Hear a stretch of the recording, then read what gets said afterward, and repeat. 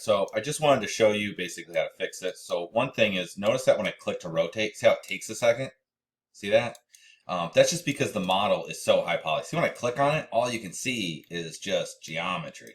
The tessellation is not good either, but worse than tessellation, meaning the triangles here, is just the amount of geometry. Even if this was quads and this was this much, it would be too much. And so you're going to have a lot of difficulties painting the weights, doing all the other stuff. So what I'm going to suggest is, I do know the skeleton's in here, but what I would suggest is take the model itself, and then what we're going to do is do mesh, and then make sure you're in rigging. And we're going to go to skin, and you're going to go to unbind skin.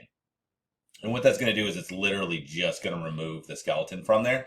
Let's just also do this just to keep things clean. Edit, delete by type, history, and it'll just get rid of any extra history. And then what we're going to do is we're going to reduce, okay? So you can already see how much quicker that is because it's unbound. As soon as you bind it, it's going to be slow again. But this will help a little bit. So we're going to go back to modeling now, and then you're going to go to mesh, and you'll see that there is retopologize, which is kind of like retopologize for Mudbox. However, it crashes. When I've been trying to do it, it's been crashing a lot. So you can try to use that if you want. You just go to retopologize, hit this, change the target base count, play with these settings, okay? And then you just hit retopologize. Even before you do that, I would actually do what I'm going to do first, and then you can try to retopologize. Because when I tried to do it originally, it just crashed. When I did the thing I'm going to do next first, it got to like 66%, and then it just crashed. My assumption is because this hair is just, I don't think it knows how to retopologize that. So, more than likely, you're just going to have to do what I'm going to show you next. So, you go to mesh, and then you'll see reduce, hit the option box. And what we want to do is, you can see right now percentage is 50%. Let's drive that up to like 90%. And the rest of this is probably fine. And then we'll just hit apply, and I'm just going to see what it looks like. I'm going to pause the video because you're going to see down here, it's going to be really slow, and it's going to take some time. So this might be a little bit slow, so I'm going to pause it, and then I'll show you what the results look like. All right, so this is what the results are, and let me click off. And it's definitely a lot lower poly. This would be a lot easier to work with, but it might be too low poly for you. So that was at 90%, so maybe try doing maybe 80 or 75%. I found 75% was okay, but we definitely lost a lot of like resolution and stuff in his eyes and what have you. However, this would make it bindable. So I'm gonna try doing a lower. I'm gonna undo this, and then I'm gonna try doing a lower amount. Let's try. I'm gonna try 75 and see if that looks better. But you might have to do this a couple times and see exactly what you end up getting. So when I reduced it 75%, this is what I ended up with instead. So I undid it and then did 75 and then redid it. So you can see we still have quite a bit of the details left, and the geometry isn't, that awful bad. So yeah, so you might want to do some other things here too. So there is quadrangulate, which will try to convert it to quads.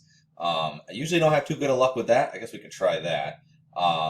I'll hit the option box here. So angle threshold, 30 degrees. We'll just go with the default.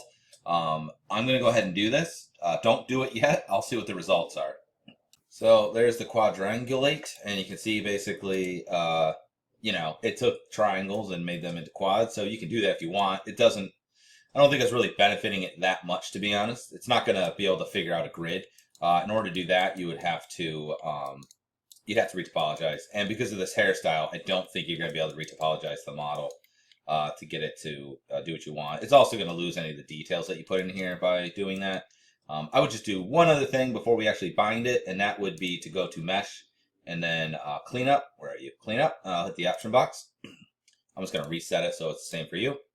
Clean up matching polygons, that's fine. Fix by tessellation, faces with more than 4 sides. So if I have any n-gons, meaning 5 sides or more, faces with holes is fine. Concave faces, why not? And then we just want to turn these two on. These are the main 2 things that we want. And we'll go ahead and we will hit clean up. The main thing is we're just trying to get this model to be a little bit better for when you bind it. So I'm just trying to go through all these things so we can reduce it, quadrangulate it, clean up any kind of erroneous geometry. Hopefully this will fix up most of that if there's any major issues. It's not going to be a great model still, as far as like geometry is concerned, but hopefully it will work. Okay, so I'm just going to right click and drag up to object mode. Okay, so now hopefully that is usable. It might look a little different than when you modeled. Like in here, it looks a little bit weird, but that's just, it's the price you pay. Okay.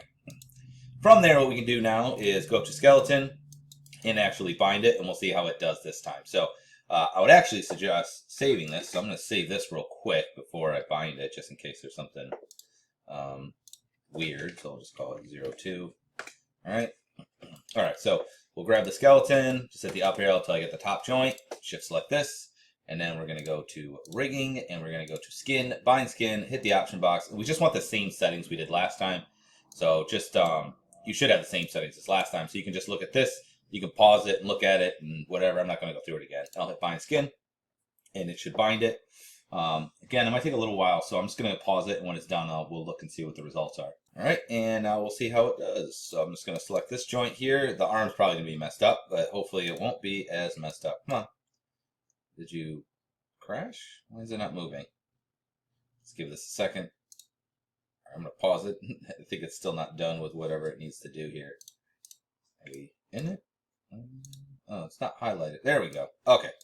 Apparently it wasn't. Okay, so anyway, we're going to go like this, and let's just see what the defaults are. Okay, that looks normal.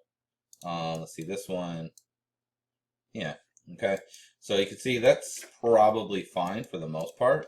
Let's just look at this. Yeah, I mean, definitely could use a little bit. Looks like someone chewed on his leg here. So yeah, especially right here. So it could definitely use some weight painting still. So what I would do is, I think it made these knees a little too forward. Is just take right click, go to paint skin weights, and I wouldn't worry about going too nuts with it. I would just try to fix any of the super major bad issues. Let's just go ahead and not do a color ramp. And I'm just going to make sure that this is all painted. We'll do this, and I'm going to do add, and we'll add a value of, let's say, 0.25, so a 1/4%. Make this bigger, and I'm just going to add to the leg here, like so, like that, just so that this part doesn't collapse so badly. And we'll do it here as well, like that. All right, we're just going to do a real rough kind of thing. So let's see, click on this, and rotate it, and that looks a little bit better. You can see it definitely could use a little bit of smoothing right there, right? You can see that. Okay, so let me just double check. This is 0. Oh, you already have animations on this. Oh, okay. Well, that works out. So what we would do is just go here, right click, paint skin weights tool, and probably just be able to either add weights. Looks like we should add a little, to be honest. I'm just going to add a little there. And then like that. And then we're just going to go to smooth. And then I'm just going to smooth this out. And hopefully we can get it to rectify the badness here. Oof, that's super spiky. Let's bring this down a little. Let's make this a little bit bigger. Let's go like that. And let's see. Let's see it again. And yeah, it's this outside of the leg here. It's just really getting kind of torn up. So let's go to the leg above, and then we're just gonna, so if you go to leg above now and I apply smooth, it will, when we go over the dark area, it should apply itself to that. I'm just gonna click, click, click, click, click, click, click, click, click, click, click, click, click, click, click, click, in the hopes that drag, that we can get this down to be a little bit better. But you can play around with that. You get the idea. So yeah, so there you go. I think that that's at least somewhat acceptable. All right. And you can see it's just gonna, I mean, it just moves faster. You can see like now when I rotate, it rotates. It was obviously the tessellation's bad, but it's mostly the issue was the fact that it was just too high geometry. So I'm going to send you this video, and then I'll also send you the model too, just so you have it. All right. If you have any questions or whatever, just let me know, and I'll see you tomorrow.